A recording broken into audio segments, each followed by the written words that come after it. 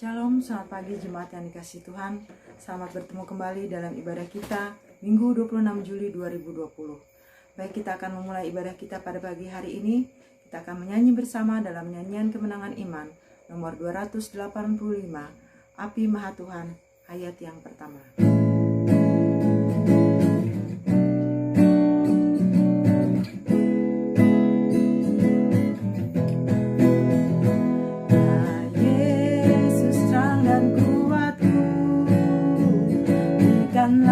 Berikanlah apimu, baik masuk dalam hatiku. Berikanlah apimu, bersihkan daku Al-Masih, supaya hati yang keji menjadi suci bersih. Berikanlah apimu.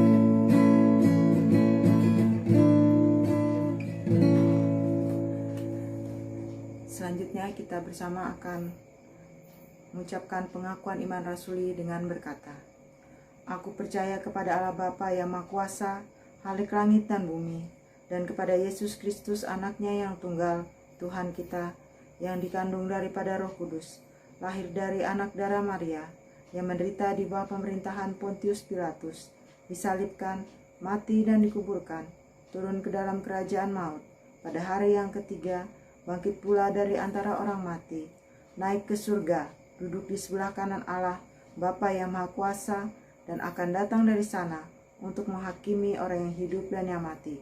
Aku percaya kepada Roh Kudus, gereja yang kudus dan am, persekutuan orang kudus, pengampunan dosa, kebangkitan tubuh, dan hidup yang kekal. Mari kita berdoa. Tuhan Allah Bapa kami di surga, kami menghadap hadirat-Mu pada pagi hari ini, di mana kami akan memulai ibadah kami, dan kami menyerahkan seluruh rangkaian ibadah kami ini dari awal, pertengahan, hingga berakhirnya berjalan seturut dengan kehendak-Mu. Ampuni dosa kesalahan kami Tuhan, dan biarlah segala sesuatu yang boleh kami lakukan dalam ibadah ini hanya untuk memuliakan nama Tuhan. Kami buka ibadah ini dalam nama Yesus, Tuhan dan Juru Selamat kami yang hidup. Haleluya. Amin. Kembali kita lanjutkan nyanyian kemenangan iman kita nomor 285, ayat kedua dan ketiga.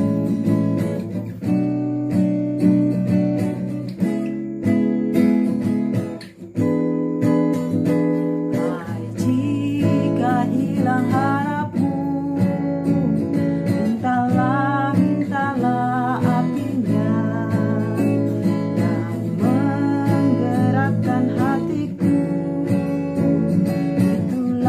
Itulah apinya.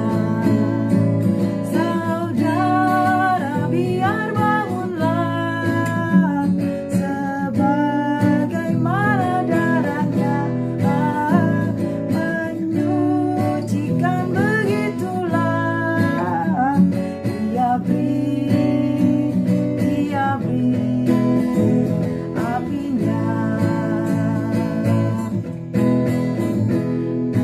Tak jadi barang kerjanya kalau tak apinya. Segala barang yang fana dimenang apinya. Dan jangan barang yang lekas binasa, hanya perak mas kau pakai agar jadi keras. Terkena apinya.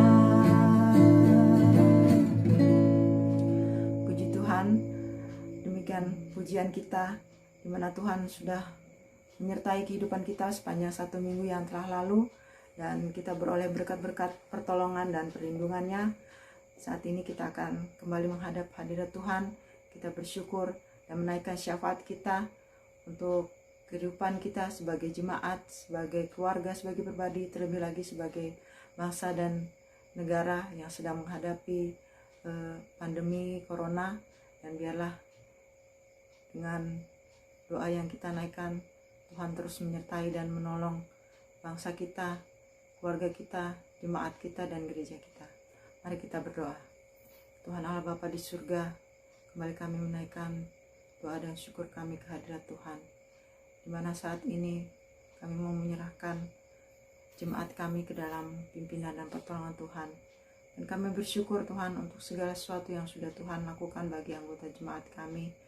Dan kami tetap menyerahkan kehidupan mereka ke dalam tangan Tuhan. Keluarga lepas keluarga, pribadi lepas pribadi, dalam setiap pergumulan, dalam setiap usaha pekerjaan mereka, dan setiap kehidupan pribadi yang mereka jalani sampai pada saat ini. Biarlah Tuhan terus menyertai, memberkati, menolong mereka, dan tetap memimpin kehidupan mereka, terlebih lagi iman pengharapan mereka yang terus bersandar ke dalam tangan Tuhan. Dan kami tetap menyerahkan gereja kami ke dalam tangan Tuhan. Biarlah Tuhan pimpin Bapak Gembala berserta asisten Gembala, dan pengurus jemaat, dan juga seluruh anggota jemaat, agar kami saling bekerja sama dan saling mendukung satu sama lain dalam pelayanan yang boleh kami kerjakan untuk kemuliaan bagi nama Tuhan. Kami juga berdoa untuk organisasi gereja kami dari pusat, wilayah hingga daerah. Biarlah Tuhan tetap menolong dan menyertai hamba-Hamba-Mu dalam tugas pekerjaan mereka. Kami juga menyerahkan bangsa dan negara kami, pemerintahan yang saat ini sedang menjalankan tugasnya. Biarlah Tuhan pimpin sertai mereka, berikan hikmat kebijaksanaan, terlebih lagi dalam menghadapi situasi wabah corona ini. Biarlah Tuhan tetap memberikan hikmat kebijaksanaan, sehingga mereka boleh mengambil kebijakan sebagaimana mestinya. Kami tetap menyerahkan seluruh umat Tuhan yang saat ini melaksanakan ibadah pada hari Minggu ini. Biarlah Tuhan memberkati jemaat Tuhan, hamba Tuhan yang menyampaikan kebenaran firman-Mu. Tuhan berkati sehingga kami boleh terus dikuatkan oleh kebenaran firman-Mu. Dan kami juga menyerahkan persembahan yang boleh dilaksanakan pada hari ini. Biarlah Tuhan memberkati persembahan ini untuk berguna bagi pelayanan pekerjaan Tuhan, baik di jemaat kami maupun menjangkau di luar jemaat kami. Dan kami menyerahkan waktu pemberitaan firman Tuhan pada hari ini dalam tangan-Mu. Biarlah Tuhan sertai hamba-Mu yang akan menyampaikan kebenaran firman Tuhan. Berkati dia sehingga apa yang dia sampaikan adalah suara Tuhan dan kebenaran Tuhan bagi jemaat-Mu. Terima kasih Tuhan, inilah doa kami, diakhiri dengan doa yang Tuhan ajarkan kepada murid-muridnya. Bapa kami ada di surga, dikuduskanlah nama-Mu, datanglah kerajaan-Mu, jadilah kehendak-Mu di bumi seperti di surga. Dan berikanlah kami pada hari ini makanan kami yang secukupnya, dan ampunilah kami akan kesalahan kami, seperti kami juga mengampuni orang yang bersalah kepada kami. Dan janganlah membawa kami ke dalam pencobaan, tapi lepaskanlah kami daripada yang jahat, karena Engkaulah punya kerajaan dan kuasa dan kemuliaan sampai selama-lamanya. Amin. Baik, kita akan mempersiapkan hati dan pikiran kita untuk mendengar kebenaran firman Tuhan, dan kita akan menyanyi bersama dalam nyanyian kemenangan iman nomor 97, Pakai Hidupku ya Tuhan, dan persembahan diedarkan di antar jemaat.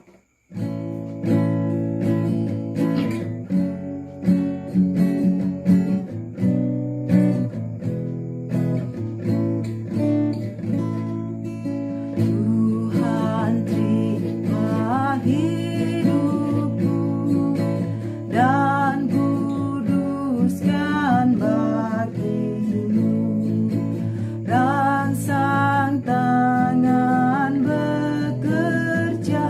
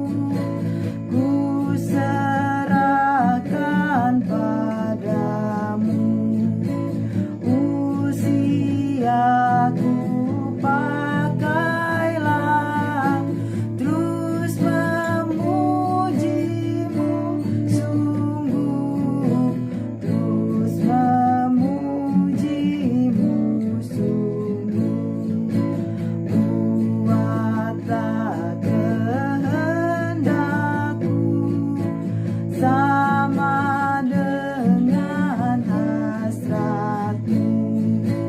Pakai juga hatiku, jadi tata bagimu, jadi tata bagimu.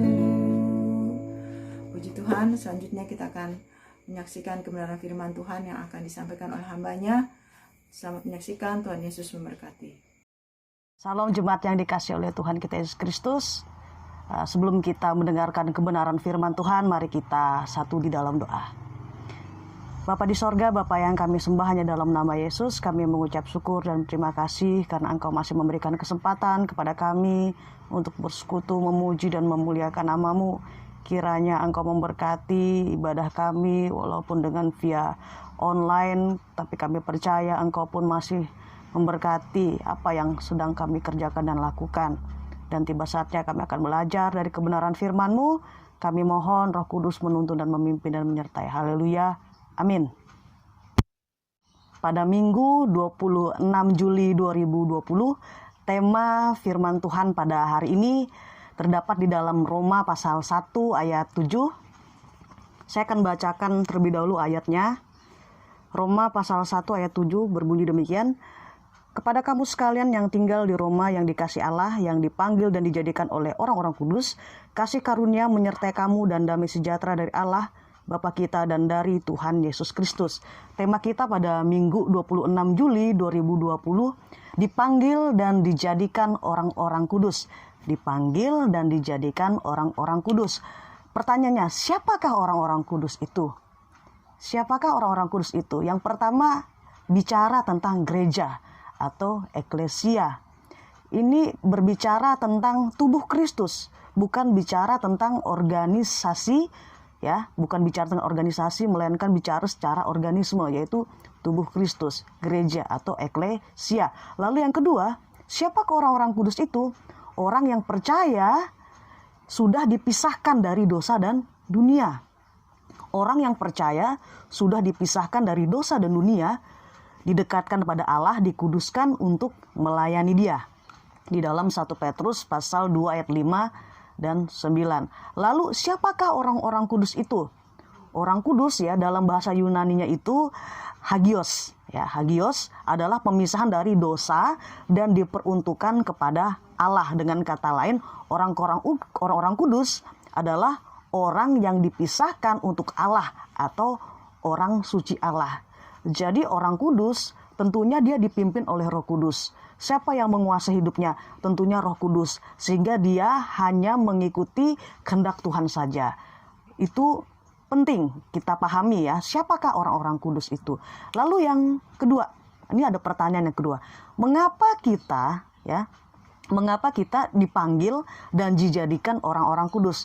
Jadi saya menemukan di dalam Roma pasal 1 ayat 1 sampai yang ke-7, saya menemukan dari ayat pertama sampai ayat yang kelima, mengapa kita dipanggil dan dijadikan orang-orang kudus.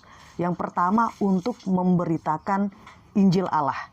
Untuk memberitakan Injil Allah. Jadi Injil Allah ini adalah Injil yang telah dijanjikan sebelumnya.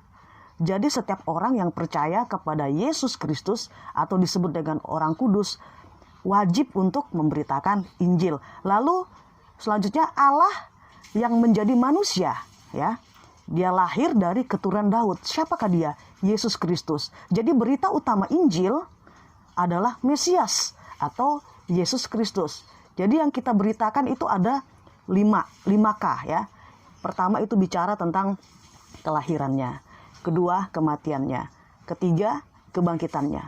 Keempat, kenaikannya. Dan yang kelima, kedatangannya kedua kalinya. Lalu yang kedua, mengapa kita dipanggil dan dijadikan orang-orang kudus? Yang kedua, untuk menuntun semua bangsa. Roma 1 ayat yang kelima. Untuk menuntun semua bangsa. Supaya apa? Supaya mereka percaya kepada Yesus Kristus sebagai juru selamat.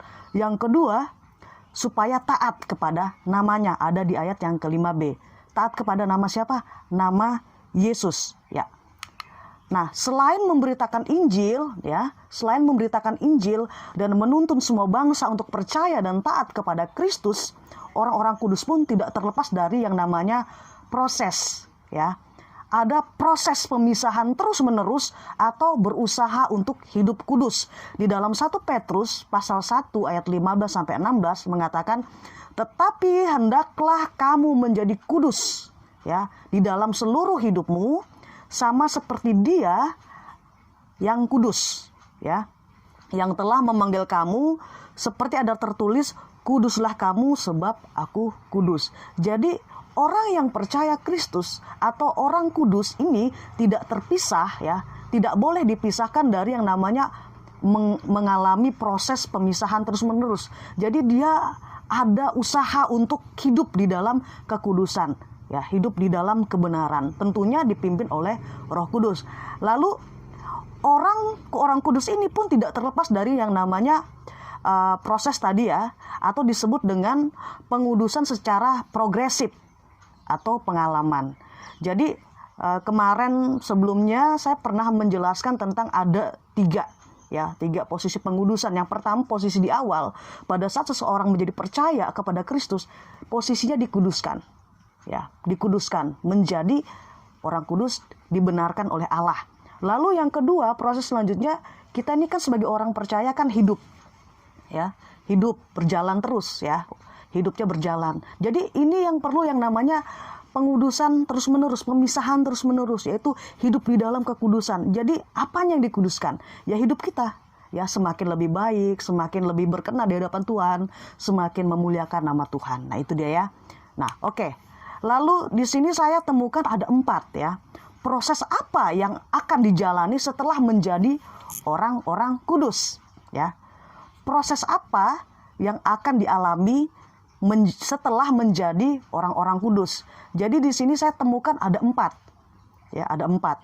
Ya, karena saya melihat bahwa seorang orang Kristen, ya, dapat dianalogikan sebagai tumbuhan, ya, dapat dianalogikan, ya. Dan di sini saya mengambil istilah-istilah pertanian. Nah, jadi pertanyaannya kembali lagi. Proses apa yang akan dialami setelah menjadi orang-orang kudus? Yang pertama, proses pembajakan, ya. Di dalam Matius pasal 13 ayat 1 sampai yang ke-23 ini bicara tentang perumpamaan tentang menabur, ya. Di situ bicara tentang ada tanah. Ada orang menabur benih di pinggir jalan, ya, lalu di tanah yang subur, di tanah yang berbatu-batu, di tanah yang ada semak durinya dan sebagainya. Lalu yang kedua ada proses penyiangan, ya, atau proses pembersihan di dalam Yohanes pasal 15 ayat 1 sampai yang ke-13. Lalu yang ketiga proses penggarapan, ya. Di dalam 1 Petrus pasal 1 ayat 7, 1 Petrus pasal 1 ayat 7, pasal 4 ayat 12 sampai yang ke-13. Lalu yang terakhir proses pemumpukan di dalam 1 Petrus pasal 1 ayat 5 sampai yang ke-8. Kita akan bahas di proses yang pertama, ya. Pertama, proses pembajakan di dalam Matius pasal 13 ayat 1 sampai yang ke-23. Jadi di sini bicara tentang ada tanah, ya, jenis-jenis tanah, ya, membajak tanah. Apa itu membajak tanah, ya?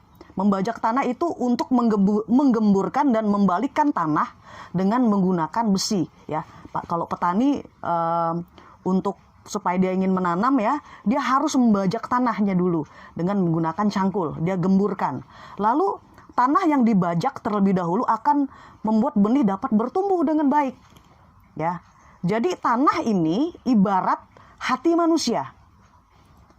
Pembajak tanah adalah Allah, ya, Allah yang bongkar segala hati yang jahat ini. Sehingga apa? Supaya firman Allah itu tertanam di dalam hatinya atau di tanah yang baik. Nah itu dia, ya. Tanah yang tidak dibajak akan tetap menjadi tanah yang keras.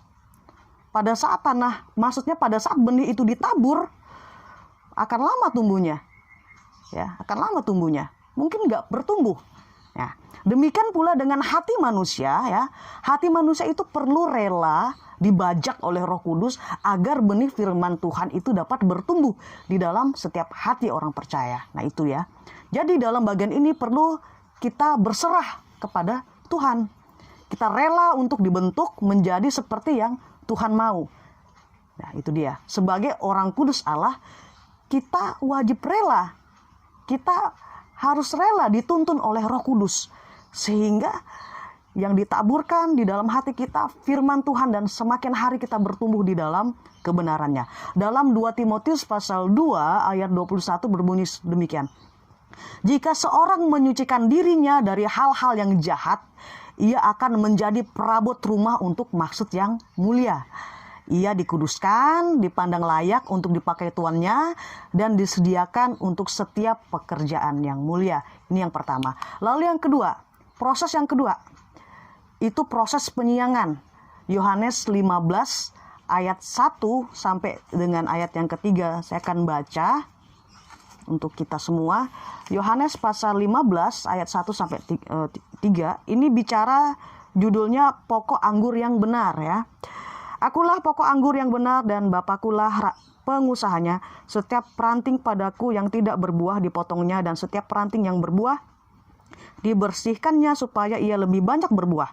Kamu memang sudah bersih karena firman yang telah kukatakan kepadamu.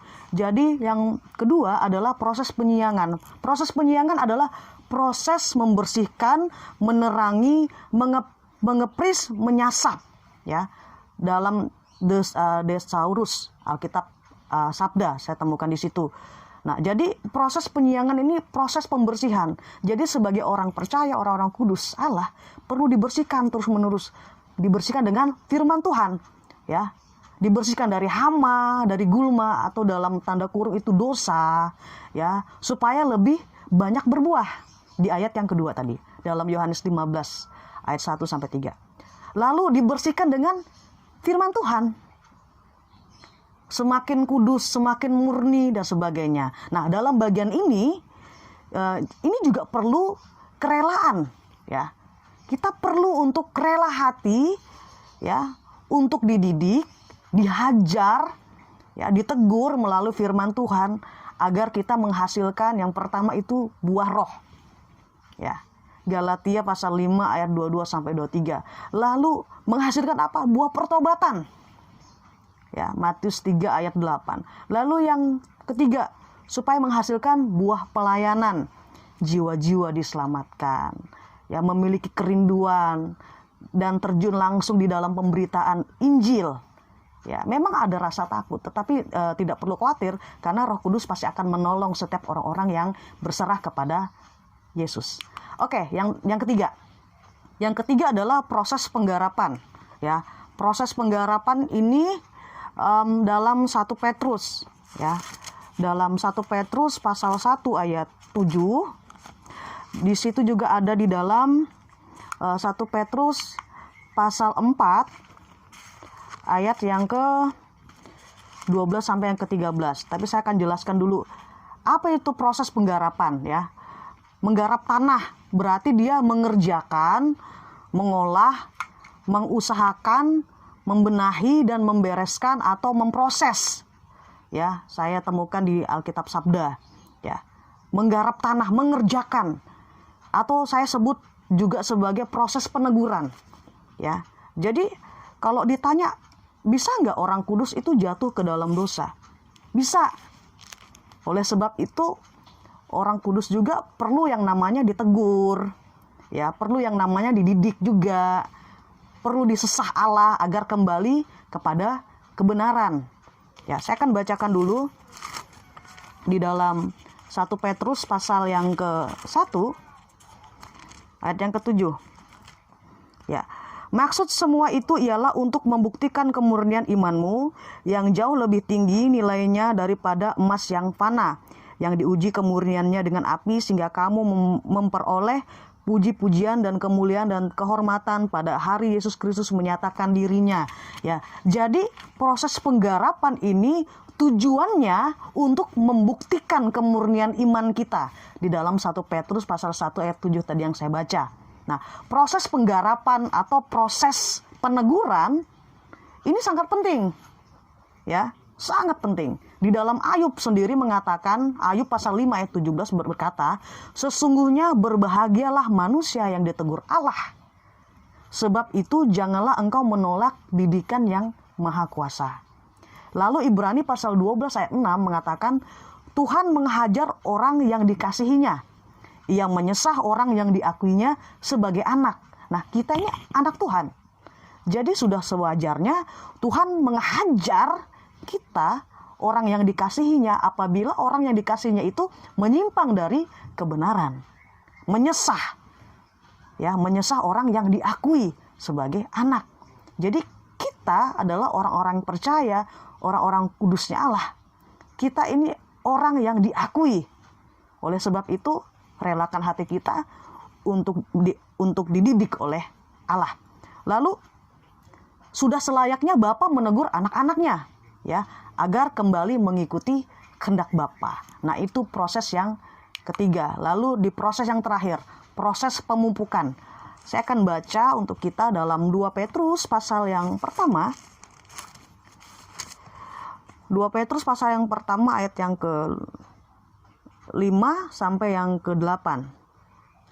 Justru karena itu kamu harus dengan sungguh-sungguh berusaha untuk menambahkan kepada imanmu kebajikan, dan kepada kebajikan pengetahuan, dan kepada pengetahuan penguasaan diri, kepada penguasaan diri ketekunan, dan kepada ketekunan kesalehan, dan kepada kesalehan kasih akan saudara-saudara, dan kepada kasih akan saudara-saudara kasih akan semua orang. Sebab apabila semuanya itu ada padamu dengan berlimpah-limpah, kamu akan dibuatnya menjadi giat dan berhasil dalam pengenalanmu akan Yesus Kristus Tuhan kita. Nah, apa itu proses pemupukan? Proses pemupukan, ya, berarti dia menambahkan pupuk, ya, untuk tanaman itu sehingga dapat kembali bertumbuh sehat dan sebagainya.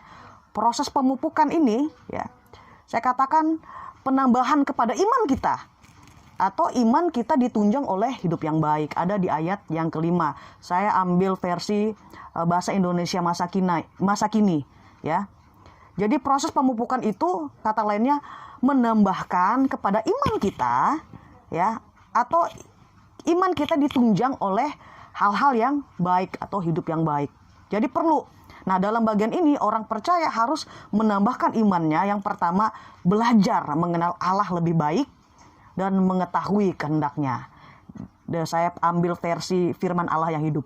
Lalu yang kedua, orang percaya juga perlu menambahkan imannya, yaitu dengan belajar mengenyampingkan keinginan sendiri. Saya ambil juga di dalam firman Allah yang hidup. Lalu yang ketiga, orang yang percaya juga perlu menambahkan imannya dengan cara memupuk diri untuk tabah terhadap segala sesuatu. Lalu apa lagi yang ditambahkan? Ditambahkan hidup menurut kehendak Tuhan, kemauannya, bukan kemauan kita. Ya, bukan keinginan daging kita. Nah, itu dia. Lalu perlu juga menambahkan iman kepada kita hidup menurut kemauan Allah. Ya, harus juga diperlengkapi dengan kasih kepada orang-orang seiman dan semua orang. Jadi hidup menurut kemauan Allah harus juga dilengkapi dengan mengasihi orang yang seiman dan juga semua orang.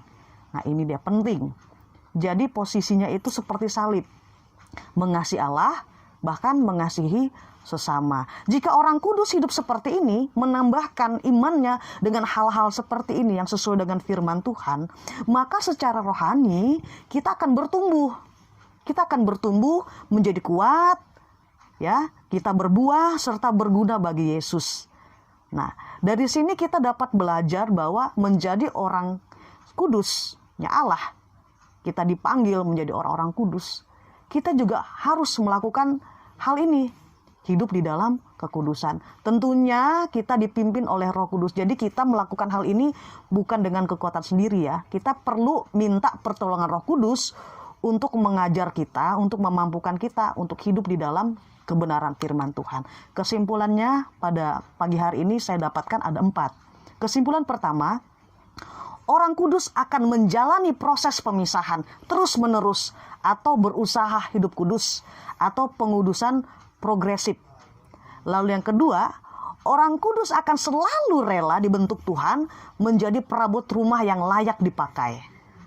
Yang ketiga, orang kudus akan rela dididik, ya, ditegur, dihajar oleh firman Tuhan sehingga menghasilkan kemurnian iman dan buah yang banyak.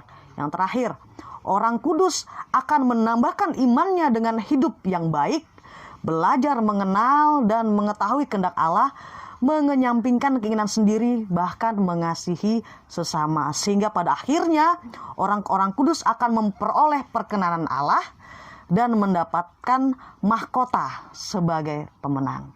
Amin. Demikian kebenaran firman Tuhan. Mari kita berdoa. Kami mengucap syukur Tuhan atas segala kebaikan dan penyertaan-Mu, karena Engkau telah memimpin dan menyertai kebenaran firman-Mu ini ya Tuhan. Ajar kami supaya kami menjadi orang-orang kudus-Mu yang hidup seturut dengan kehendak-Mu, berusaha untuk hidup benar di hadapan Engkau dan sesuai dengan kebenaran firman-Mu, dan tentunya dipimpin oleh Roh Kudus. Terima kasih ya Tuhan, anak-Mu sudah selesai berbicara. Kami percaya Roh Kudus sampai detik ini masih tetap terus bekerja bagi setiap anak-anak-Mu ya Tuhan yang senantiasa berharap kepadamu. Terima kasih, saya telah selesai dengan kebenaran firman Tuhan ini. Saya tutup firman Tuhan ini dan ibadah kami pada pagi hari ini hanya di dalam nama Tuhan Yesus Kristus. Haleluya. Amin.